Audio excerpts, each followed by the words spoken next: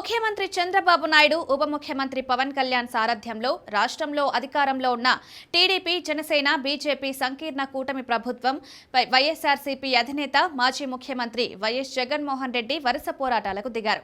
ఉమ్మడి గుంటూరు తర్వాత చిత్తూరు జిల్లాలో పర్యటించారు జగన్. చంద్రబాబు సొంత జిల్లా ఇది. బంగారుపాలెంలో మామిడి రైతులను పరామర్శించారు. వారికి అండగా నిలిచారు.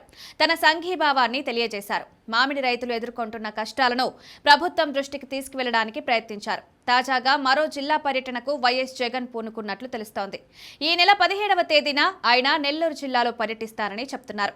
మాజీ మంత్రి కాకాని గోవర్ధన్ రెడ్డితో పాటు ఇటీవలే కోవూరుకు చెందిన తెలుగుదేశం పార్టీ శాసనసభ్యురాలు వేమిరెడ్డి ప్రశాంతిరెడ్డి అనుచరుల దాడిలో నష్టపోయిన మాజీ ఎమ్మెల్యే నల్లపరెడ్డి ప్రసన్నకుమార్ రెడ్డిని పరామర్శిస్తారని సమాచారం.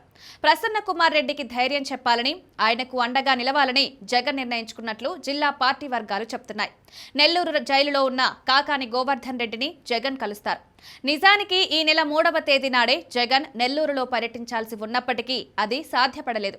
ఈ పర్యటన నేపథ్యంలో ఎమ్మెల్సీలు చంద్రశేఖర్ రెడ్డి, తలసిల రఘురాం, మేరుగ మురళి, మాజీ మంత్రి అనిల్ కుమార్ యాదవ్, మాజీ ఎమ్మెల్యే కిలివేటి సంజీవయ్య, కాకాని పూజిత ఏర్పాట్లను సైతం పర్యవేక్షించారు. జగన్ నెల్లూరు పర్యటనను అడ్డుకుంటామని, ఆయన హెలికాప్టర్ను దిగనివ్వబోమని తెలుగుదేశం పార్టీ నాయకులు హెచ్చరించడంతో రాజకీయ దుమారం చెలరేగింది. దీంతో తాత్కాలికంగా జగన్ తన నెల్లూరు పర్యటనను వాయిదా వేసుకున్నారు. ఇప్పుడు ఈ పర్యటన ఈ నెల 17వ తేదీన జగన్ చేపడతారని పార్టీ జిల్లా నాయకులు చెప్తున్నారు. దీనిపై వైఎస్ఆర్సీపీ అగ్రనాయకత్వం నుంచి అధికారిక ప్రకటన వెలువడాల్సి ఉంది.